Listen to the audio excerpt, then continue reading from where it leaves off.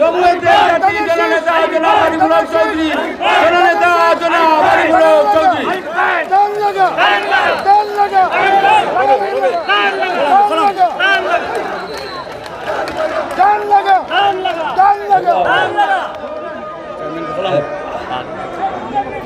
এই বন্ধ করো বন্ধ করো বন্ধ করো।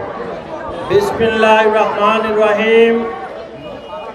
আজকের এই বিশাল সমাবেশের সম্মানিত সভাপতি, মঞ্চে উপস্থিত বিএনপি জেলা, মহানগর এবং উপজেলা বিএনপি নেতৃবৃন্দ, জমিয়তে উলামায়ে ইসলামের উপজেলা এবং জেলা নেতৃবৃন্দ, আমাদের অঙ্গ সংগঠন জাতীয়তাবাদী যুবদল, ছাত্রদল, শ্রমিক দল, কৃষক দল, তাঁতি দল এবং আমাদের মুক্তিযোদ্ধা দল সহ আমাদের অন্যান্য সহযোগী সংগঠন, জমিয়তে উলামায়ে ইসলামের যুব জমিয়ত, ছাত্র জমিয়ত এবং আমার প্রাণপ্রিয় এই এলাকার মুরব্বিয়ানে কেরাম, সাংবাদিকবৃন্দ এবং সাবেক বর্তমান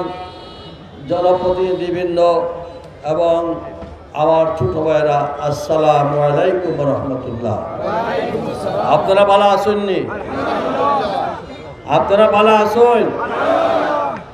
আগামী 12 তারিখের জন্য আপনারা প্রস্তুত আছেন কিনা? ইনশাআল্লাহ, আল্লাহ কবুল করুন। আগামী 12 তারিখ যে ভোট কেন্দ্রে যাবেন, সকাল সকাল কিন্তু আপনারা এই ভোট কেন্দ্রে গিয়ে আপনাদের ভোট প্রয়োগের জন্য আমাদের বাসা বাড়িতে আমাদের মা বোনদেরকে নিয়ে যাবেন না? আপনারা একা যাবেন? আমাদের মা বোনদেরকে নিয়ে যাবেন। তাদেরকে বাড়িতে তাদেরকে আমার সালাম দিবেন এবং আপনারা সকাল সকাল আমাদের মা বোন এবং আমাদের বৃদ্ধ, আমাদের মুরব্বিয়ানদেরকে আগে আগে সেন্টারে নিয়ে ভোট কাজ করাবেন। আপনারা এটা করবেন তো? দেখে কারা কারা গিয়ে করবেন ইনশাআল্লাহ। আলহামদুলিল্লাহ, আলহামদুলিল্লাহ। দেখেন, আপনারা আজকে যারা অনেক ত্যাগ স্বীকার করে গোয়াইনঘাট উপজেলার বিভিন্ন ইউনিয়ন থেকে বিএনপি এবং তার অঙ্গ সংগঠন, জমিয়ত এবং তার অঙ্গ সংগঠনের নেতৃবৃন্দ সেই সকাল থেকে না খেয়ে দূর দূরান্ত থেকে মিছিল নিয়ে এখানে আসছেন একটি কিসের জন্য? আগামী 12 তারিখ ধানের শীষে ভোট দিয়ে জনাব তারেক রহমানের নেতৃত্বে এদেশের মানুষের গণতান্ত্রিক অধিকার ফিরিয়ে দেওয়ার জন্য, আমাদের দেশের উন্নয়নের জন্য। আমরা আগামী এই নির্বাচন আমাদের জাতীয় অস্তিত্বের নির্বাচন। আগামী এই নির্বাচন হক এবং বাতিলের নির্বাচন। আপনারা কি বাতিলের পক্ষে না হকের পক্ষে? কারা কারা আমরা হকের পক্ষে? আল্লাহ কবুল করুন। আমি এই আজকের মঞ্চে অনেক বিএনপি নেতৃবৃন্দ, জমিয়তের অনেক নেতৃবৃন্দ, আমাদের এই নির্বাচনে যিনি প্রতিদ্বন্দ্বিতা করতেছেন বদরুজ্জামান সেলিম সহ আমাদের এখানে অনেক নেতৃবৃন্দ আছেন যাদেরকে আমরা বক্তব্য দিতে পারি না। আমি এর জন্য সবার পক্ষ থেকে তাদের কাছে ক্ষমা চেয়ে দিচ্ছি। এবার আসুন, আপনারা আমাকে এখানে বেগম খালেদা জিয়া মৃত্যুর প্রায় 1.5 মাস আগে আমাকে ডেকে নিয়ে এই এলাকার তার নমিনেশনের জন্য আমাকে নির্দেশ দিয়েছিলেন। তারপরে আমাদের চেয়ারম্যান জনাব তারেক রহমান আমাকে এখানে নমিনেশন দিয়ে আপনাদের এই এলাকা থেকে প্রতিনিধিত্ব করার জন্য দানের শীষের প্রতীক হিসাবে বিএনপি এবং জমিয়তের প্রার্থী হিসাবে আমাকে মনোনয়ন দিয়েছে। আমি প্রথমে মনে করেছিলাম এখানে গিয়ে আমি কি করব, আমি একটু দ্বিধাগ্রস্তের মধ্যে ছিলাম। পরবর্তীতে আবার আমি চেয়ারম্যানের সঙ্গে দেখা করলাম, জনাব তারেক রহমানের সাথে।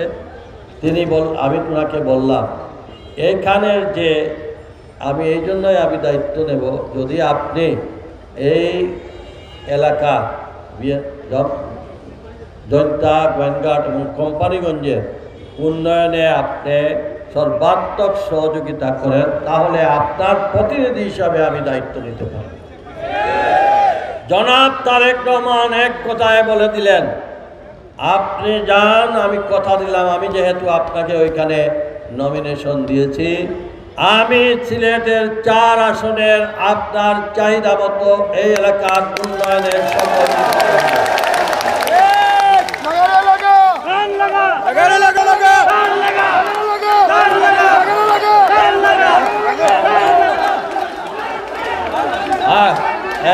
দাঁড়া।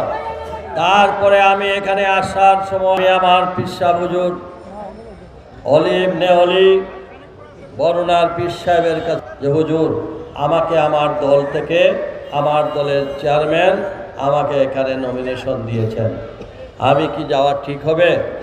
তখন তিনি আমাকে উত্তর দিলেন যে এই এলাকা জনতা, গোয়েনঘাট, কোম্পানিগঞ্জ, এই আলিমুল আমাদের দেশ, এখানে আপনি গেলে ইনশাআল্লাহ কাজ করতে পারবেন, এরা অত্যন্ত ভালো, আমি আপনার জন্য দোয়া করব। তাই আমি ওনার ইজাজত নিয়ে, আমার মায়ের দোয়া নিয়ে আমি আসছি। আসার পরে আমি এই জনতা, গোয়েনঘাট, কোম্পানিগঞ্জে আমি গ্রাম থেকে গ্রামান্তরে যখনই আমি গেলাম, তখনই আমার মনটা ভেঙে যায়। কারণ আমি শুধু দেখি বাঁশের হাঁকম, এত হাঁকম আমাকে দিতে হয়েছে, আমার হায়াতেও এত হাঁকম কোথাও দেখি, তাও আবার বাঁশের হাঁকম। কীভাবে আমাদের বাচ্চারা স্কুলে আসা যায়, কিভাবে আমাদের এই এলাকার মানুষজন চলাফেরা করে, এটা আমি ভাবতেও পারি না। এই এলাকা খনিজ সম্পদে ভরপুর, এই এলাকার পাথর দিয়ে সারা বাংলাদেশের রাস্তাঘাট পিছন, এই দিয়ে সারা বাংলাদেশের ইন্ডাস্ট্রি চলে, এই এলাকার বালু, এই এলাকার সব কিছু দিয়ে সারা বাংলাদেশের উন্নয়ন হবে। আর এই এলাকার মানুষ দিনের পর দিন রাস্তা ছাড়া, কালভার্ট ছাড়া, হসপিটাল ছাড়া, স্কুল ছাড়া, মাদ্রাসা ছাড়া, কলেজ ছাড়া, এইভাবে দিনের পর দিন, বছরের পর বছর চলতে পারে না। আপনারা যদি আমাকে নির্বাচিত করে দেন, আল্লাহর হুকুম হয়, অবশ্যই বিএনপি সরকার গঠন করবে। আমি ওয়াদা করলাম 1 বছরের মধ্যে জনতা, গোয়েনঘাট, কোম্পানিগঞ্জের একটি পরিবর্তনের, উন্নয়নের পরিবর্তনের আওয়াজ দিতে হবে।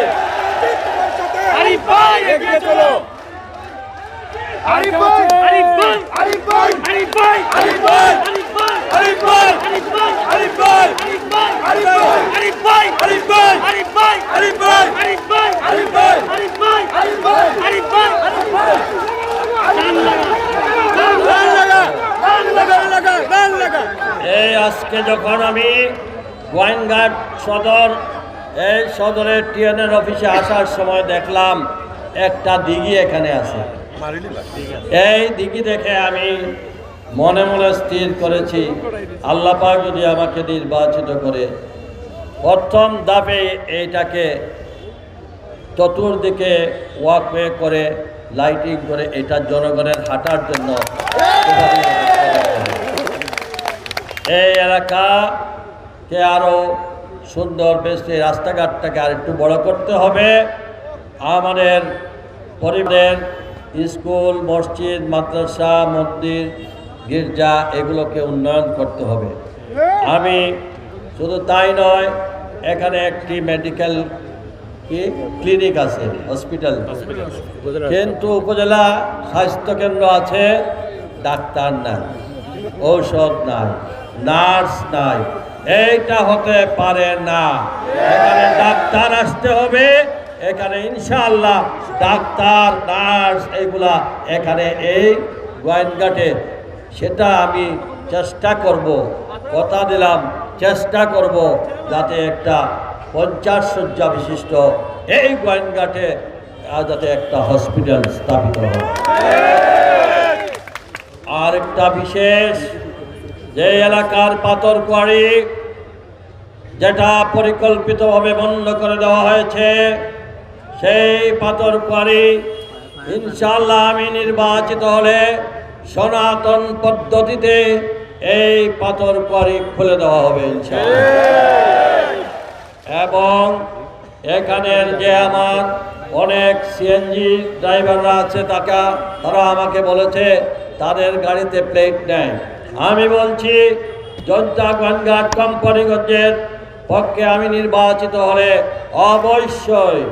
অবশ্যই এখানে তোমাদের এই রেজিস্ট্রেশনের ব্যবস্থার জন্য আমি কাজ করবো ইনশাআল্লাহ। এখানে যেহেতু বিছনাকান্দি এবং অন্যান্য জায়গায় পাথরকুয়ারির জন্য আসে অনেক ট্রাক, মালবাহী ট্রাক আসে, আমি চেষ্টা করব এখানে একটা ভালো একটা ট্রাক টার্মিনাল করে দেওয়া, যাতে করে ট্রাকগুলো এসে এখানে থাকতে পারে। পরবর্তী পরিকল্পনা যেটা রয়েছে এটা সুদূর প্রসারী হতে হবে, কিন্তু এটার কাজ শুরু করতে হবে যে এই এলাকার মানুষের পানির সমস্যা, খাওয়ার পানির সমস্যা। বিভিন্ন ইউনিয়নে গেলে আমাকে মানুষ বলে পানিতে এই শুকনো মৌসুমে আমরা পানি পাচ্ছি না, এই শুকনো মৌসুমে নদী সব শুকিয়ে গেছে। আমি চেষ্টা করব ইনশাআল্লাহ এই নদীর পানি শুকাইলেও যাতে গ্রীষ্মকালীন ড্রাই সিজনে যাতে মানুষ বিশুদ্ধ পানির পেতে পারে এবং সেচের ব্যবস্থা করতে পারে, তার জন্য এই